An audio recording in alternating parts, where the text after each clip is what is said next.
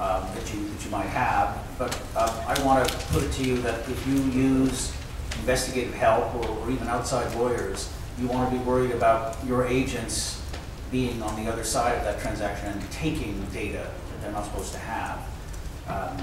And listening to Jay Monahan's remark at the opening about whether you want to be a black cat or a white cat struck me as apt, because as a person, if you're a lawyer and you're directing an investigator or you're directing an associate to go off and figure out if a joint venture partner is a criminal or associates with criminals, one of the first places you're going to go today would be Facebook, for example.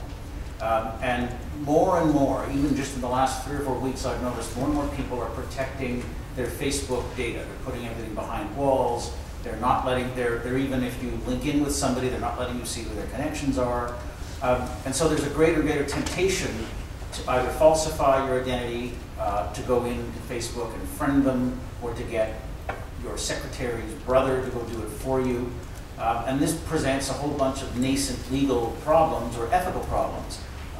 And if you're a lawyer, and even if you hired someone who's not a lawyer, their behavior is imputed to you, and you could get into ethical trouble if you are if you're pretexting, and that pretexting is judged to be fraudulent and not dissembling. And dissembling is the magic word that makes it okay to mislead somebody.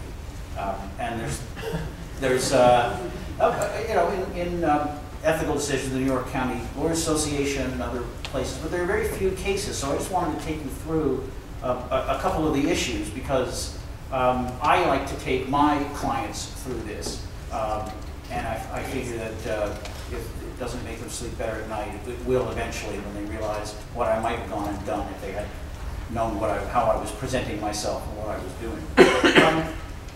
Pretexting is, very simply, you remember from the Hewlett-Packard case maybe, pretexting is misleading and using a different identity in order to secure information. You're now not allowed to pretext in order to get somebody's cell phone records. Happens all the time, but you actually shouldn't be doing that. You're not allowed to pretend to be somebody else to get somebody's banking records or medical records under HIPAA. But what about if you're going into somebody's Facebook account and you friend them and you don't want to say who you are? When does it become dissembly and when does it become fraud?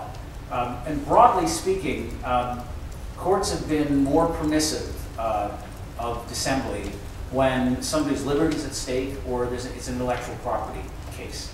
And so if you are seeking to find out information that's easily discoverable through discovery, although much more expensive to do it that way, courts will be less inclined to allow someone to mislead. Whereas if someone's life is at stake, if it's a criminal defense matter, they'll allow it more readily. So there was a case in Wisconsin in which a lawyer needed to get onto somebody's computer. This is not a cloud issue, but it could easily apply to a cloud context.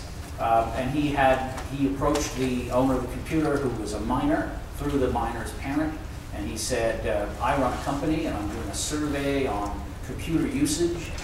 His client, by the way, was accused of downloading child pornography, and the client said, this kid who had access to my office, he downloaded all this pornography. He was 15.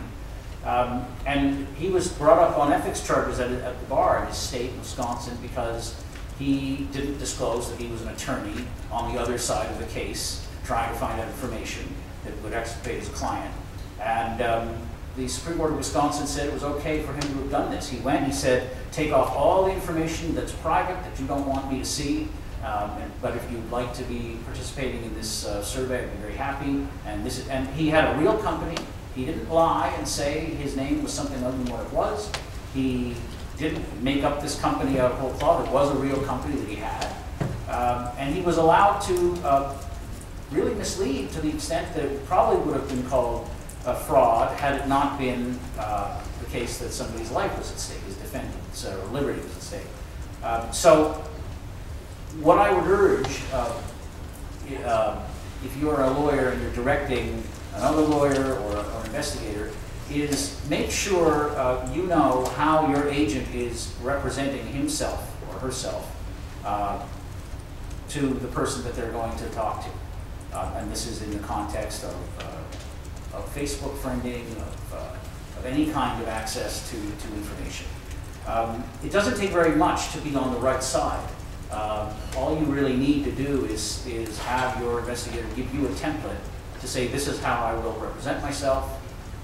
And also the kinds of undertakings that are now more and more common for Foreign Corrupt Practices Act investigations. You can't just say to an agent, don't violate the Foreign Corrupt Practices Act, by the way. You have to make sure that they know they're not supposed to give money overseas to get business, and there are fairly long forms now to sign if you're an agent and you're going, and they don't just tell you to go forth to Sri Lanka and get the information. You have to make sure that you promise you're not going to pay anybody off for it. Well, similarly, I would say that it would be fairly easy to have your investigator sign something that says you're not going to commit fraud and under various statutes, and you're not going to pretext illegally in order to get information privately stored in the cloud, and that you'll undertake to give a template to your principal to show who you're representing yourself to be.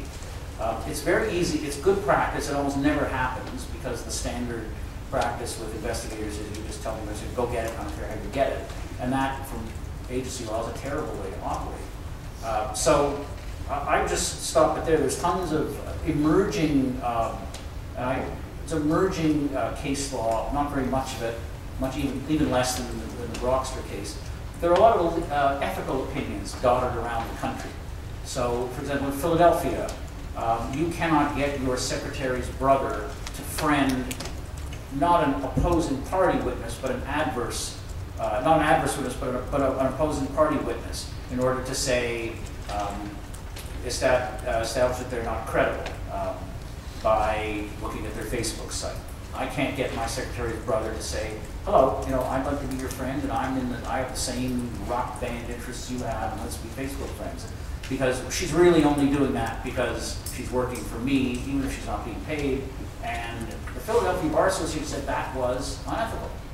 So if you don't want an ethics rap on your record, it would pay just to do a quick survey of your jurisdiction, your state or city bar, as well as the very few cases there are on this issue.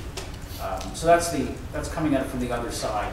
Everybody wants to be a good citizen and protect the data, but they also don't want to go and grab it and be accused of doing the very thing that they're trying not to do for their own clients. Great. Let's open it up for questions. Any of the